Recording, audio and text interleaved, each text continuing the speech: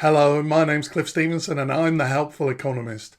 Today we're talking about the potential catastrophic impact of the global debt crisis on the development of low-income economies. The UK House of Commons International Development Committee recently published a report on debt relief in low-income countries. The report says that low-income countries face a debt crisis, that the situation is bleak, and that the development impact could be catastrophic. Data confirming this was recently published by the UK charity Debt Justice. The report provides data on public debt payments as a percentage of government revenue. It shows that for low-income countries in 2011, 6.6% of government revenue was spent on debt payments. This has increased rapidly since, and by 2024 is expected to reach 16.7%. This is extremely significant because it means that other government spending has to be reduced. The blue line shows the proportion of government revenue spent on debt from the previous chart. As the debt cost increased, the revenue available for other things decreased from 93% to 83%. This reduces money for things like essential services, infrastructure, and policies related to the climate crisis. These figures are average figures for low-income economies.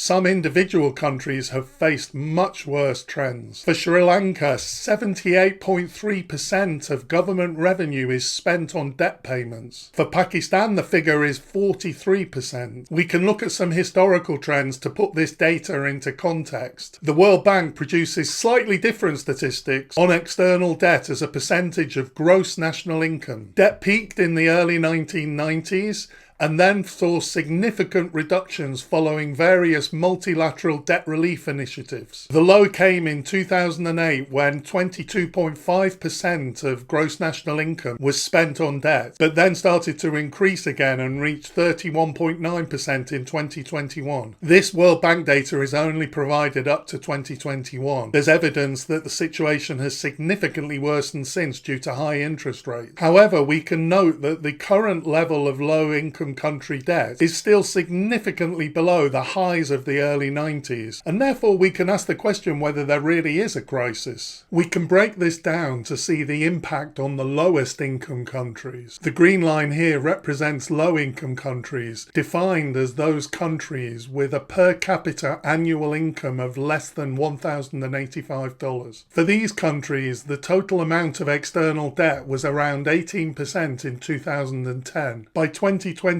this had increased to 51.4%, an increase of almost 3 times. For the lowest income countries, external debt is more than 50% of gross national income. This is really high. We can really see the extent of the crisis by looking at external debt service costs as a proportion of gross national income. Basically just the interest costs. From a low of 0.6% in 2010, there's been a dramatic increase to 2021, where debt service costs reached the highest level for 30 years. So it looks like there really is a crisis. The crisis is confirmed by IMF debt sustainability statistics. More than 50% of low-income countries are in debt distress or at high risk of debt distress. 9 countries are already in a situation of debt distress, with 27 countries at high risk. Another notable point from the Debt Justice statistics is that 46% of lending to low-income countries comes from private lenders. Loans to low-income countries are not only provided by governments and multilateral institutions. Other statistics on this are provided by the World Bank for low-income and middle-income countries. It shows that the proportion of private lenders has increased from 46% to 61%. The significance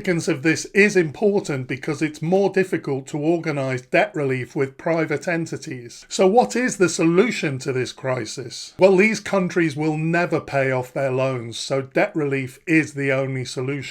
The current multilateral programme is the Common Framework, which has had very limited success so far. Debt relief isn't straightforward. You don't just pay off someone's credit bill but leave them with the card to start using it again. So debt relief comes with conditions and commitments to make future reforms. Sometimes the reforms have been controversial because of differences in economic ideology. Some have accused the IMF and World Bank of imposing reforms that are too much based on neoliberal economics. This really isn't straightforward. The final point, as mentioned above, is the issue of private lenders. The UK International Development Committee concluded that effective debt relief must involve the private sector. Given the private sector's importance, there must be a way of bringing it more formally into the discussions. In conclusion, for low-income countries, there is a global debt crisis, and current high interest rates are only exacerbating this. The only real solution is debt relief, but this is not straightforward, and the world really needs to come together to fix this. I hope you found this information useful.